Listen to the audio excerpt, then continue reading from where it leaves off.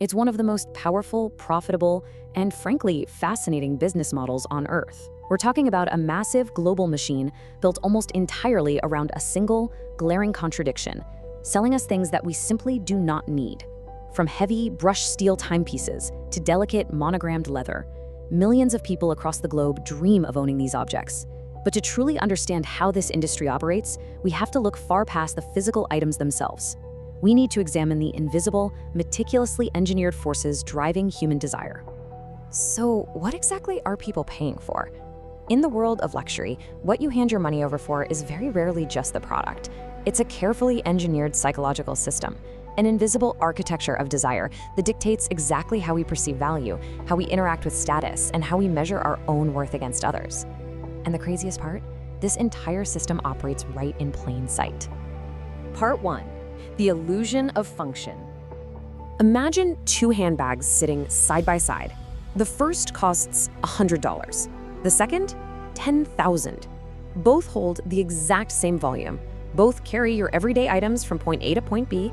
Both are constructed well enough to withstand years of daily use, and yet the price tag of the second is 100 times greater. If you break them down to their raw physical components, the leather, the thread, the metal hardware, the math simply doesn't align. The answer to this massive discrepancy isn't functionality.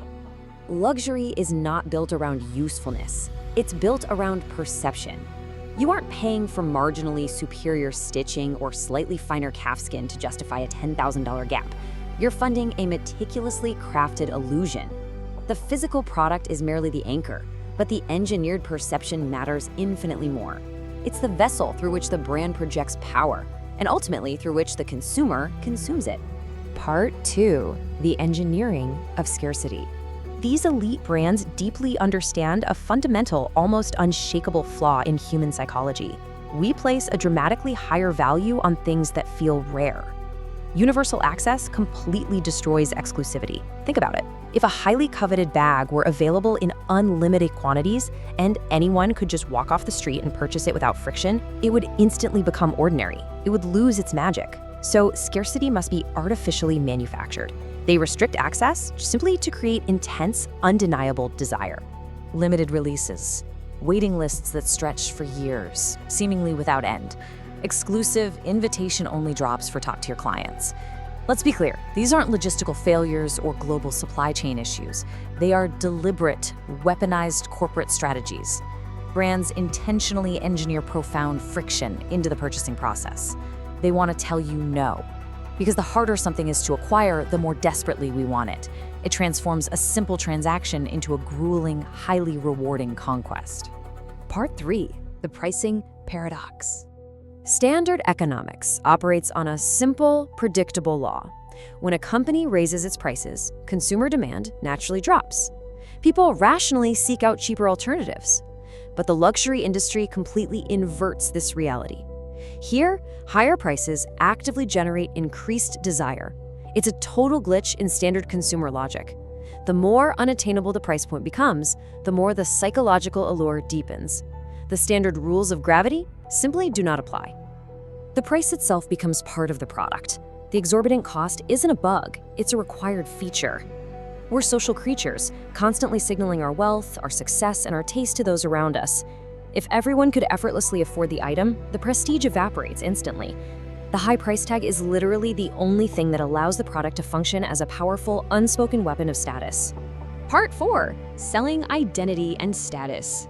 Physical utility is systematically replaced with heavily curated emotional value. Heritage, history, craftsmanship, tradition.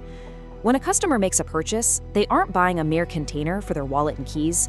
They are purchasing membership into a carefully crafted historical narrative, a piece of a grand legacy. They're buying the idea that they belong to an elite echelon of society, tethered to centuries of European artisanship and prestige.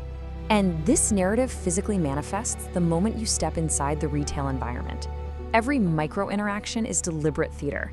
The hushed acoustics of the store design, isolating you from the noisy street outside, the atmospheric lighting that treats a simple watch like a priceless museum artifact, the impeccable, often intimidating customer service that makes you feel as though you must prove you belong there, even the engineered wait to be served.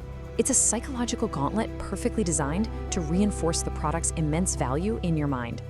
These brands rarely rely on traditional, straightforward advertising. Instead, they harness symbolic power. By linking products to elite athletes, global celebrities, and cultural icons, the item borrows their aura of success. The product becomes a proxy for ultimate achievement.